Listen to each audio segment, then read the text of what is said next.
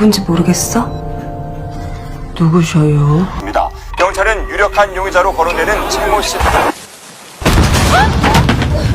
दोस्तों मेरा नाम है रवि सिंह। आइए शुरू करते हैं आज का ये एपिसोड। इस कहानी को शुरू करने से पहले मैं आपको इसके टाइटल नेम इनोसेंस के बारे में बताने जा रहा हूँ। इनोसेंस का मतलब निर्दोष होता है। निर्दोष यानी कि जिसने कोई गलत काम नहीं किया है और सरकार की नजर में वो कोई दोषी नहीं है। इस कहानी में पत्नी अपने पति का खून कर देती है और उसकी बेटी इस खून के आरोप से उसे कैसे निर्दोष साबित करेगी ये हमें पता चलेगा। तो चलिए अब हम कहानी की तरफ बढ़ते हैं। मिस्टर वॉम की मौत हो जाती है और उसकी पत्नी मिसेज ची है। मेजर और उसके साथी शोक सभा में शामिल होने आते हैं। वहाँ पर आते ही मिस्टर चू और उसके साथी रेड वाइन पीने लगती है। दरअसल रेड वाइन चाइना की मशहूर शराब का नाम है जो चाइना में बहुत प्रचलित है। लोग अक्सर उसे पीते हैं। मिस्टर चू मिस्टर वॉन्ग की पत्नी से मिलते हैं। उस वक्त ची अपने पति की याद में गाना गा रही होती है। ये सुनकर मिस्टर वॉन्ग की बहन को गुस्सा आ जाता है और दोनों आपस में लड़ने लगती हैं। मिस्टर चू और उसके साथी इस झगड़े को रोकते हैं। मिस्टर चू और उसके साथी की अचानक तबीयत खराब होने लगती है, मानो उनकी शराब में कुछ मिलाया हो। इस कारण ची और उसके बेटे को पुलिस पकड़ कर ले जाती है। ची की एक बेटी भी होती है जो सियोल शहर की मशहूर वकील होती है। उसका नाम एन होता है। एन इस खबर को सुनते ही अपने घर वापस आ जाती है। वहाँ जाकर पता चलता है कि उसकी माँ को पुलिस पकड़ कर ले गई है, तो वो डायरेक्ट पुलिस स्टेशन चली जाती है। वहाँ एन अपनी माँ से मिलती है और बातचीत भी करती है, लेकिन उसकी माँ उसे पहचान नहीं पाती क्योंकि उसे डायमेंशिया नाम की बीमारी हो जाती है।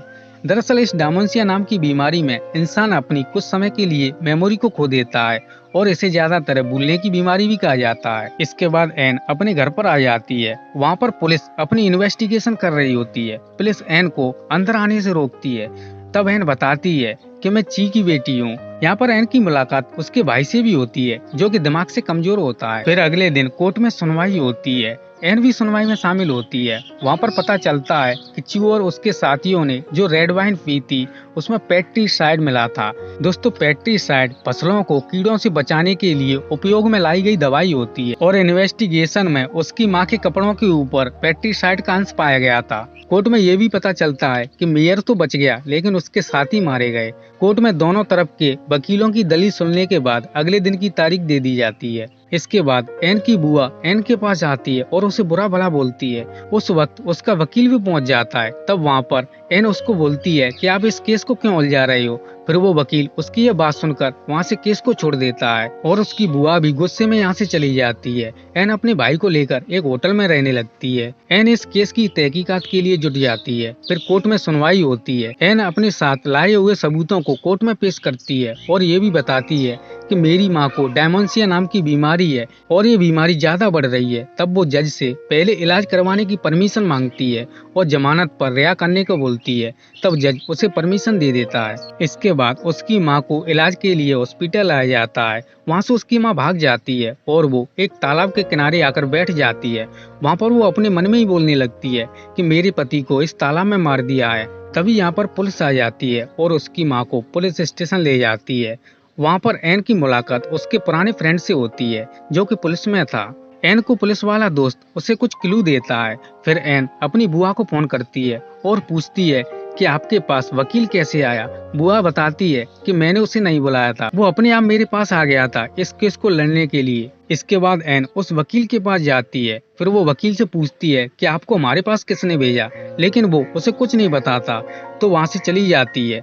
उसके जाने के बाद वकील मेयर को कॉल लगाता है और बताता है कि वो यहाँ पर आई थी। थोड़ी देर बाद एन वापस आ जाती है अपने फोन को लेने के लिए। दरअसल एन अपने फोन की रिकॉर्डिंग चालू करके यहाँ पर जानबूझकर छोड़कर गई थी ताकि वो ये पता लगा सके कि इस वकील को उसके यहाँ पर किसने भेजा। एन फोन को लेकर बाहर आती है और उस रिकॉर्डिंग को सुनती है। रिकॉर्डिंग से उसे पता चल जाता है कि इस वकील को मेयर ने भेजा था। एन दोबारा तहकीकात करने के लिए अपने घर जाती है। वहाँ पर एक अजनबी उस पर हमला कर देता है। फिर वो पुलिस वाले दोस्त को फोन लगा देती है। वो यहाँ पर आ जाता है लेकिन उसे यहाँ पर अजनबी के बारे में कुछ ज्यादा सबूत नहीं मिलते। फिर वो अपने भाई के साथ मार्केट चली जाती है, लेकिन यहाँ पर कुछ गुंडे इन दोनों पर हमला कर देते हैं और गुंडे इन्हें इस शहर को छोड़ने की धमकी भी देकर जाते हैं। अगले दिन कोर्ट में सुनवाई होती है। दूसरी साइड के वकील के पास उसकी मां के खिलाफ सबूत होते हैं, लेकिन एन कोर्ट से अगली तारीख ले लेती है। रास्ते में एन का भाई उससे बोलता है कि मेरे पिता बोलते थे कि मेरी बीमारी का कारण आप हो, क्या ये सच है? तब एन को अपने बीते समय का ध्यान आ जाता है। जब वो छोटी थी, वो अपने भाई को पीठ पर बांधकर किचन में काम कर रही थी। तभी उसका पैर फिसल जाता है और वो नीचे गिर जाती है। उसके भाई को सिर में चोट लग जाती है। इसी कारण से उसका दिमाग कमजोर हो गया।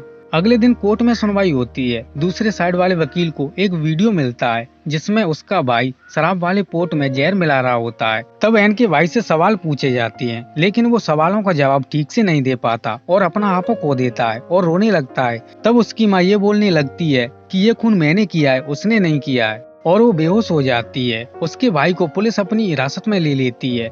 एन अपनी इन्वेस्टिगेशन को और तेज कर देती है अपनी माँ और अपने भाई को बचाने के लिए। तभी एन के पास पुलिस वाले साथी का फोन आता है। वो बताता है कि जिसने तुम पर हमला किया था वो अभी पुलिस की हिरासत में है। ये सुनकर एन जल्दी से पुलिस स्टेशन पहुंचती है। तभी यहाँ पर दूसरे साइड वाला वकील आ जाता है और वो अजनबी को छुड़ाकर यहाँ से ले जाता है और वो उसे दूसरे शहर में भेज देता है। इसके बाद एन अपने घर पर आ जाती है।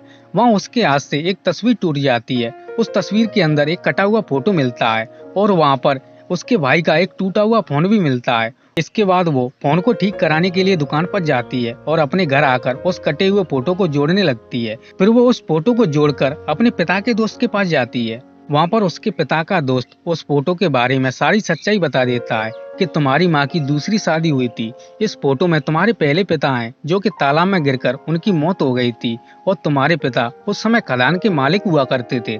तभी एन के पास उसके दोस्त का कॉल आता है। वो उसे बताता है कि वो अजनबी अपने घर पर आया था, उसे मेजर ने भिजवाया था और उसके पास एक जमीन का नक्शा भी है। एन उस नक्शे से ये पता लगा लेती है कि ये जमीन किसके नाम पर है। अगले दिन एन सारे सबूत लेकर कोर्ट में पेश करती है। यहाँ पर वो अपने पिता के दोस्त को भी बुला लेती है। वो बोलता है कि जो पेस्टिसाइड शराब में मिलाई गई थी वो हमारी दुकान से खरीदी गई थी। वो भी कुछ महीनों पहले मिस्टर बॉम की फसलें नष्ट हो रही थी, इसलिए उन्होंने खरीदा था। इसके बाद मेजर को भी कोर्ट में बुलाया जाता है। तब एन उससे घुमा फिरा कर सवाल पूछती है। तब पता चलता है कि वो जो जमीन का नक्शा था वो जमीन मेजर की बीवी के रिश्तेदारों के नाम होती है। वो जमीन मिस्टर बॉम से धोखे से छीन ली थी। इसके बाद कोर्ट में उस अजनबी को बुलाया जाता है। तब वो बताता है कि ये सब मैंने मेयर के कहने पर किया था। कोर्ट ये सब सुनने के बाद कोर्ट अगले दिन का फैसला सुनाने का निर्णय लेती है। इसके बाद एन मोबाइल को लेने के लिए दुकान पर जाती है। वहाँ पर उसका मोबाइल ठीक हो गया होता है। उस मोबाइल में एक वीडियो थी जो उसके भाई ने रिकॉर्ड की थी। उस वीडियो में मिस्टर मेयर मिस्टर बॉम के घर आया था। यहाँ दोनों बातचीत करते हैं कि ची की पहले पति की हत्या इन दोनों ने मिलकर की थी। इस वीडियो को देखने के बाद एन अपनी माँ से मिलने जाती है। यहाँ उसकी माँ बताती है कि शराब में जहर उसी ने मिलाया था। वो इसलिए मिलाया था क्योंकि उसे पता चल गया था कि उसके पहले पति की हत्या इन दोनों ने मिलकर की थी, इसलिए मैं इन सब को जहर देकर मारना चाहती थी, लेकिन मेयर इस जहर से बच गया। अगले दिन कोर्ट में सुनवाई का वक्त आ जाता है। एन अपनी माँ की हालत को देखते हुए कोर्ट में केस को घुमा फिराकर पेश करती है कि ये साजिश करने वाले मिस्टर बॉम ही थे। उनके साथियों ने उन्हें धोखा दिया, इसलिए उन्होंने रेड वाइन में पहले से ही जहर मिला दिया था। इसके बाद मेयर का भी खुलासा हो जाता है कि मेयर के नाम पर जो जमीन थी वो उस पर कसीनो खोलना चाहता है। तब मेयर को सरकार को धोखा देने के इल्जाम में गिरफ्तार कर लिया जाता है और ची और उसके बेटे को निर्दोष बताते हुए केस से बरी कर दिया जाता है। इसके बाद एन अपनी माँ को लेकर उसी तालाब के पास जाती है और दोनों बातें करने लगती है। पीछे से उसका भाई उन दोनों का फोटो खींच लेता है। इसी के साथ ये कहानी यहीं पर खत्म हो जाती है। दोस्तों, आपको हमारी पेशकश कैसी लगी आप हमें कमेंट बॉक्स में जरूर बताएं। अगर ये वीडियो आपको पसंद आई है तो इसे लाइक करें तथा अपने दोस्तों के साथ शेयर करें। अगर आप इस चैनल पर नए हैं तो सब्सक्राइब कर लीजिए तथा बेल आइकन को दबाकर ऑल का ऑप्शन दबाना ना भूलें। तो दोस्तों, आज के लिए बस इतना ही। मिलते हैं अगली वीडियो में। इस वीडियो को देखने के लिए धन्यवाद।